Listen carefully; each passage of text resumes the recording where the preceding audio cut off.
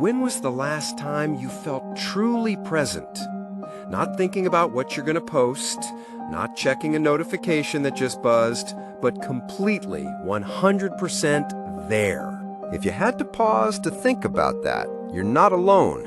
We live in a world where our lives are broadcast, our moments are curated, and our attention is the most valuable commodity. We've been told that social media connects us, but what if it's actually doing the exact opposite? What if it's slowly, silently destroying the very things that make us human? Our focus, our self-worth, and our real-world connections. Today, we're not just going to talk about the problem, we're going to talk about the solution. This is your guide to understanding how social media is designed to hijack your brain, and more importantly, how you can take back control. So, how does it actually destroy a life? It's not one big event. It's a death by 1,000 digital paper cuts. It happens in three main ways. First, the comparison casino. Every time you open Instagram, TikTok, or Facebook, you are walking into a casino where everyone else's slot machine seems to be hitting the jackpot. You see their perfect vacation, their new promotion, their flawless relationship, their beautiful home. But you are comparing their highlight reel to your behind the scenes. You see their curated perfection, and you feel the full weight of your own messy, complicated, real life. Study after study has linked high social media usage with increased rates of depression, anxiety, and body dysmorphia. You're playing a game that is rigged against your own self-esteem from the start. Second, the dopamine slot machine. Your brain loves dopamine. It's the chemical of reward and motivation. And social media apps are engineered by some of the smartest people in the world to be the most effective dopamine delivery systems ever created. The pull to refresh feature? That's the lever on a slot machine. The unpredictable nature of likes, comments, and notifications? That's called a variable reward schedule. The same psychological principle that gets people hooked on gambling. You keep pulling the lever, hoping for that little hit of validation. It's not a lack of willpower on your part. You're up against a system designed to create addiction. And third, the Outrage Factory. Have you noticed how angry everyone seems online? That's not an accident. Algorithms have learned that outrage equals engagement. The more you argue, the more you hate share, the more you react, the more time you spend on the platform. These platforms create echo chambers, showing you content that confirms your existing beliefs and painting anyone who disagrees as an enemy. It polarizes us, it isolates us, and it keeps us in a constant state of low-grade anxiety and anger.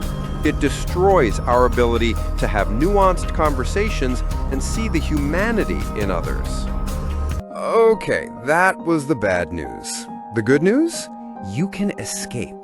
It's not about moving to a cabin in the woods and abandoning all technology. It's about becoming an intentional user, not a passive consumer. I'm going to give you a 3-step plan. Step 1, the digital audit. For the next week, you're not going to change anything. You're just going to observe. Go into your phone's settings and check your screen time every day. How many hours are you spending on these apps? How many times are you picking up your phone? The numbers will probably shock you.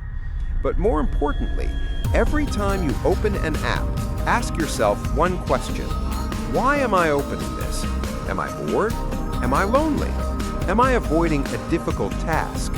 This awareness is the first and most critical step. Step 2, the 7-day detox. Now it's time to reset your brain.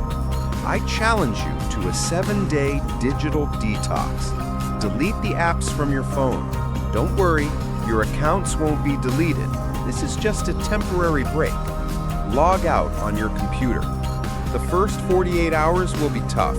You'll feel phantom vibrations. You'll instinctively reach for your phone. That's the addiction talking. Push through it.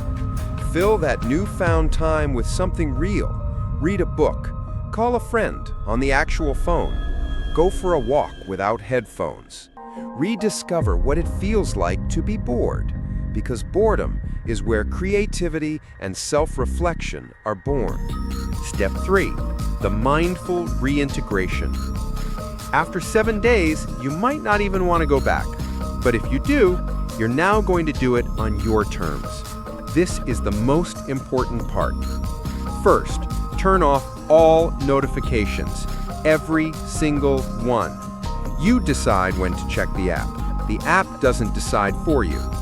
Second, curate your feed ruthlessly. Go through your following list. Does this account make me feel bad about myself? Unfollow. Does this account make me angry? Unfollow. Does this account just post meaningless fluff? Mute or unfollow. Be brutal. Your feed should inspire you, educate you, or genuinely connect you with people you care about. Nothing else. Third, set hard boundaries. No phone for the first hour of the day or the last hour before bed. No phones at the dinner table. When you're with people, be with people. Look, I'm a content creator. I understand the irony. This technology isn't inherently evil, but its current business model is built on capturing and selling your attention, often at the expense of your mental health. Taking back control isn't about rejecting the modern world. It's about choosing to live a life of intention. It's about trading the hollow validation of 1,000 strangers for the genuine connection of a few friends. It's about reclaiming your time, your focus, and your peace of mind. Your life is more than a profile. Your memories are more than a post. And your attention is the most valuable thing you own. Don't give it away for free. I'd love to hear your story. Have you tried a digital detox? What are your strategies for managing social media? Share them in the comments below. Let's learn from each other. And if this video resonated with you, please consider subscribing and sharing it with someone who might need to hear this message. Thank you for spending your valuable attention here today. Now go live your life.